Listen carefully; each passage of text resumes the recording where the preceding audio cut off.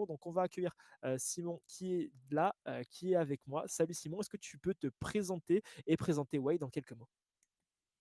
Hello Dorian, bah, merci beaucoup de m'accueillir sur ce live, ça fait plaisir. Effectivement, donc j'ai intégré HEC, moi ça commence à faire un tout petit peu en 2019, et donc je suis encore étudiant à HEC, je vais faire mon M2 à Polytechnique l'année prochaine et j'ai cofondé Wade, qui est effectivement une classe prépa. Donc on a réuni globalement surtout des profs d'exception et on essaye de changer un peu les choses, de faire mieux que ce qui existe. Et moi, en tant qu'ancien préparationnaire, de créer la prépa dont j'aurais rêvé vraiment avec un peu une sorte d'optimisation de ce qu'on peut faire. Donc effectivement, aujourd'hui, après les épreuves, j'ai appelé les profs de maths qui bossent chez Wade. Donc il y en a qui sont d'anciens correcteurs, concepteurs de sujets, notamment à HEC, et des profs qui ont globalement beaucoup d'expérience. Donc c'est sur les discussions que j'ai eues avec eux que je m'appuie parce que voilà, même si les maths c'était une matière forte, ça commence à faire un peu. Et effectivement, ce qui ressort des discussions, peut-être pour revenir rapidement sur ce qu'a dit Antoine, et c'était très bien, je suis complètement aligné avec ce qu'il a dit, c'est que sur les maths appli, on a en fait un sujet, donc effectivement, il y a de quoi s'en mettre sous la dent, hein, c'est assez long, mais plutôt sans surprise en fait. Une bonne dose de Python, mais en fait, ni plus ni moins que ce à quoi on pouvait s'attendre, hein, parce que voilà, première année de Python, bon, aurait pu être encore plus de Python, mais voilà, l'objectif est logiquement de valoriser ceux qui ont bossé le Python. Alors, il n'y a quand même pas eu de Panda, donc la bibliothèque Python, du tout. C'était un peu prévisible, sachant que ça apparaît si on regarde, je crois que ça apparaît que 3 fois dans le programme en bisu, mais à mon avis et selon l'avis de prof, il y a vraiment beaucoup de chances pour que voilà, ça sera sûrement l'an prochain et également pour les bases de données. Donc ça, c'est pour les premières années qui nous écoutent et qui veulent savoir quels sont les key takeaways là-dessus, parce qu'évidemment que Python, ça va pas s'arrêter là, et même si c'est la première année, c'est possible qu'ils bombardent aussi dessus l'année prochaine. Donc voilà, Matapi, sujet OK. Et ça me permet de faire une transition avec Matapro, c'est qu'on regarde qu'en fait, dans la forme, même au niveau de l'annexe, c'est très proche des sujets zéro auxquels on avait accès. Donc en fait, vraiment une inspiration assez nette là-dessus, même dans la forme. Et donc, ça me fait une belle transition vers une analyse, disons déjà un peu macro. Après, on pourra rentrer un peu dans le détail, mais du sujet de Matapro, c'est que voilà, classique écrit comme, on voit qu'il y a vraiment un effort fait de la part des concepteurs de sujets pour à la fois s'adapter au changement de programme et à la fois toujours des sujets très propres.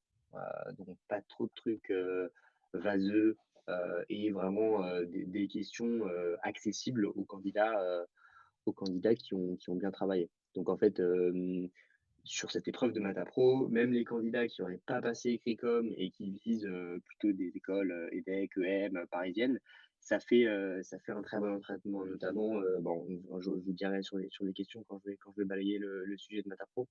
Et idem pour les bisus, en fait. Une fois encore, Écrit-Com apparaît ici pour des bisus qui voudraient viser les parisiennes, donc sans du tout de classement ou quoi, etc., de valeur. Mais nous, c'est vrai qu'à Wade, on essaie quand même de plus préparer sur ces écoles-là, ou même carrément, hein, pour atténuer un peu le sujet. Pour les bisus, un bon bisu en maths peut commencer en fin d'année à partir de maintenant à vraiment s'entraîner très sérieusement sur l'écricom et c'est bon à savoir. C'est Voilà. non, non, c'est top et hyper exhaustif, Simon. Un élément que tu as dit qui est hyper pertinent, mais en fait, on voit que dans le sujet Écrit-Com, finalement, la base avant la BCE qui va arriver dans les 2 prochaines semaines, c'est qu'il y a énormément de Python et vous pouvez justement profiter après du laps de temps que vous allez avoir entre Écrit-Com et la BCE. Vous allez avoir à peu près 6 jours pour pouvoir justement procéder aux ajustements sur Python parce que vous voyez qu'il y a une part qui est assez conséquente et que derrière, les questions vont être très chères et très rémunératrices. Donc, il faut vraiment bien travailler Python et non pas négliger l'aspect informatique qui reste quand même prépondérant comme on le voit ici. On va se pencher, si tu veux bien, Simon, sur, les, maths approfondies du coup, par exercice du coup. Donc là, à l'écran, on va projeter tout de suite, l'exercice 1 et la partie 1, de manière plus spécifique, de, cette épreuve de maths approfondies. À première vue, une partie 1 assez classique, des remarques, à relever de ton côté? Ouais, effectivement, en fait, très clairement, pour reprendre ce que tu disais tout à l'heure, donc de la lecture du sujet, rapide, là, on voit très clairement en lisant le sujet qu'on a de manière assez classique une partie 1, qui est en fait un exemple en bas de dimension, en l'occurrence une dimension 2 ici, de ce qu'on va faire en partie 2. Donc quasiment quand je balaye le sujet, je m'attarde pas tellement sur la partie 1 et je vois en fait, le cas général, qui est d'ailleurs quelque chose d'assez classique, hein, qu'on rencontre, souvent. Mais donc voilà, en fait, la partie 1 et un exemple, vraiment des trucs assez calculatoires. On commence un peu à réfléchir, à partir de la question, 4-5, mais voilà, en fait, on sait très bien que c'est pour nous faire la main et en le faisant, on commence à être lucide par rapport à la partie 2 qui va être évidemment le gros de la difficulté et donc le gros des points. Parce que l'intérêt, c'est quand même d'aller chercher des points. Et justement, aussi, ce qu'il faut dire, c'est que quand on commence, et moi je me rappelle encore, tu vois, de quand on ouvre le sujet, donc du coup pour ma part, c'était Écricom, du coup les maths Écricom, où on voit en fait à chaque fois la première calcul matricielle, c'était une matrice A carré, je me rappelle, à calculer, où en fait tu es là et tu te dis, tu calcules 4 fois ta matrice pour être sûr, parce que c'est le début des concours, ça y est, on y est concrètement. Donc c'est vrai que finalement cette partie 1 qui est assez facile et classique, bah, permet de bien nous mettre en jambe pour après attaquer le dur du sujet, bah, du coup, pour cet exercice 1, la partie 2 qu'on va évoquer tout de suite, Simon, sans plus attendre. Carrément. Ouais, effectivement. D'ailleurs, partie 2 qui, en fait, aurait pu être présentée de manière plus compliquée, même si elle était déjà, ça commençait à être costaud. Mais en fait, c'est présenté uniquement de manière matricielle. Donc c'est, en fait, une partie qui est également faisable par des maths applis. Et donc effectivement, pour ceux qui, voilà, entre la petite période entre Ecricom et le début de la BCE, ça peut être même quelque chose d'intéressant à refaire, pour des maths applis. Hem Et d'après l'avis, unanime, moi, des profs de Wade, c'est que en fait, c'est une partie qui est très intéressante parce qu'un peu, cas d'école. Donc en fait, il y a des chances qu'on retrouve cet exercice, cette partie 2 en tout cas, puisque c'est là où on est plus dans le cœur du sujet, sur, les grilles, enfin les planches d'entraînement, pour l'année prochaine. Hem, Après voilà, ici, on a très clairement, voilà, il faut se référer à ce qu'on a fait sur la partie 1 qui va vraiment nous aider à comprendre, la généralisation qu'on va faire notamment en question 7 quoi. Non, c'est assez clair. Donc là, non, on avait, une question, bah, par rapport à l'exercice 2. Bah, on y vient, tout de suite justement, Genzo. Par rapport à l'exercice 2, donc du coup, donc merci Simon pour, ce balayage sur, cette, partie 2 de l'exercice, 1 qui pourra servir d'anal pour bon nombre, d'étudiants de première année qui, pourront voir justement ce débrief, et cette vidéo. On arrive, sur, un exercice 2 qui est cette fois-ci un exercice de fonction. Donc pareil, encore une fois, on voit qu'il y a des éléments assez classiques dans les calculs, avec une notation qui peut parfois être un peu déroutante, surtout encore une fois pour, on le resitue, une première épreuve de concours.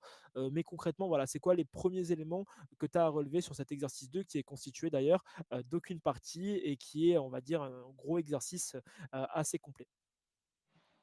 Ouais, carrément. D'ailleurs assez complet comme l'est en fait le sujet, parce qu'effectivement on passe de l'exercice 1, matrice polynôme, à effectivement algèbre analyse, sur l'exercice 2. Juste, dernière chose qui m'est venue en tête, excusez-moi, ça Bien ça sûr. dé ça découpe la partie, mais pour revenir sur l'exercice 1 et ça c'est quelque chose d'assez général.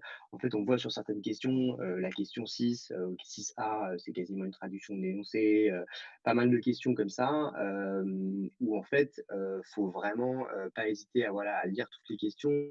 La 10, on a elle-même des définitions et cetera, donc c'est plutôt, voilà, ambiance, écrit comme où, même si le sujet est long et même si certaines notations sont impressionnantes, faut pas se laisser, abattre et aller chercher les points, là où on peut aller les chercher. Donc effectivement, sur l'exercice 2, pareil, moi je suis moins habitué, hein, moi j'étais en voie E, mais j'ai l'impression que c'est quand même des choses qui étaient très classiques, en voie S, enfin qui sont très classiques en voie S, notamment sur toute la première partie.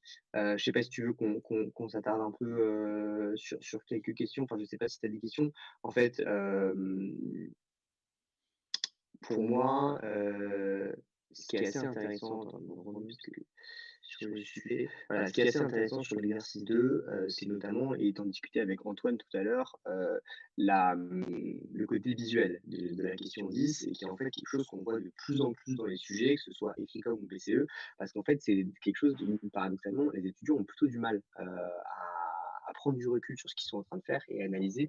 Donc en fait, c'est vraiment une bonne manière de comprendre, ceux qui ont totalement compris, ceux qui ont moyennement compris ou ceux qui ont rien compris du tout. Et donc là, effectivement, ça aide notamment, bah, la figure 1, ça aide à comprendre et on le voit directement la 10B, excusez-moi, je fais un show de géant dans le sujet, hein, mais la 10B, commenter ses courbes et déterminer, c'est vraiment en fait une question qui, apparaît évidemment en fait maintenant inévitable dans un sujet, de maths, que ce soit appli ou appro. Non, c'est assez clair, sur ça, mais encore une fois, vraiment, ce qu'il faut s'efforcer de faire, c'est toujours cette lecture du sujet et essayer de bien comprendre ce cheminement. Simon, tu l'as hyper bien traduit avec justement cette partie, Python, encore une fois, qui reste importante sur, cet exercice 2. Mais globalement, l'ensemble, de l'exercice nous amène justement vers cette, on va dire visualisation, cette partie plus graphique, avec, la détermination de plusieurs éléments et il est important de justement arriver soit en fait, à bien lire où on veut arriver pour comprendre en fait ce qu'on va faire au préalable et de fait arriver à répondre aux questions préalables de l'ensemble d'exercices en s'aidant de cet aspect graphique ou au contraire directement faire le sujet et ensuite directement essayer d'aller traduire les éléments graphiques qui sont posés et on arrive après vers le fameux problème écrit comme un problème que tu juges de quel niveau on va dire Simon avant de commencer l'analyse. Alors, un problème, en fait, sa principale difficulté, c'est il est en dernier, dans le sujet. Parce qu'en fait, faut et d'où encore une fois, on se répète, mais, avoir bien pris conscience qu'il faut tout lire, au début, parce qu'effectivement, on commence normalement par exercice 1 et 2. Mais en fait, si on regarde le problème, jusqu'à la question, 12, c'est des questions, en fait, très accessibles, quasi banales, quoi. La partie 3 ça commence un peu plus à se corser, avec de la convergence en compas, en combat, pardon, et cetera pour aller jusqu'à, la question, 21-22, qui à mon avis, vont être, vraiment extrêmement bien payées. Hem À la fois parce que les étudiants sont pas forcément à l'aise avec l'interprétation et en plus du fait que, voilà, c'est en fin de sujet, c'est des questions solides, et donc en fait, naturellement, ça va être très bien payé pour les étudiants qui sont, arrivés jusque-là ou qui ont commencé par le problème, et qui se sont pas laissés démoraliser, jusqu'au bout. Donc voilà, en fait, un début très accessible, et une partie 3 beaucoup plus costaud qui sera de fait, beaucoup mieux payée. Et en fait, ça rejoint un peu ce qu'on pourrait dire aussi sur l'exercice 2, c'est-à-dire qu'en fait, il y a des questions, l'idée c'est pas de dire, voilà, vous question, 2D, il fallait faire comme ça, question 7, il fallait faire comme ça. C'est que on peut, quand on regarde des sujets comme ça, voir que très clairement, il y a, des questions qui sont accessibles ou en tout cas très classiques, donc que vous avez forcément vu si vous avez révisé sérieusement, et qu'en fait, on peut s'assurer des points comme ça et ensuite prendre du recul en essayant de comprendre, via des interprétations graphiques ou via voilà une lecture du sujet en balayage, vraiment, ce qu'on veut nous faire démontrer. Donc voilà, là c'est plus simple évidemment sur des épreuves comme ça d'écrit com, mais c'est évidemment valable aussi sur des maths, parisiennes, ou EL. Avec aussi, on le voit, à la fin, des questions, comme tu le disais, qui sont un petit peu moins communes avec justement un calcul d'intervalle de confiance. Il y avait même un Monte Carlo, qui avait été identifié sur, la question, 21B C'est ça. potentiellement. Donc du coup, un exercice encore une fois qui était long, qui était accessible, qui porte forcément la thématique de problème, et qui peut parfois, encore une fois, être un petit peu, plus stressante pour les étudiants, mais pas de difficulté et finalement un sujet qui sera, assez classique pour les révisions, pour les futurs, étudiants, en maths approfondie.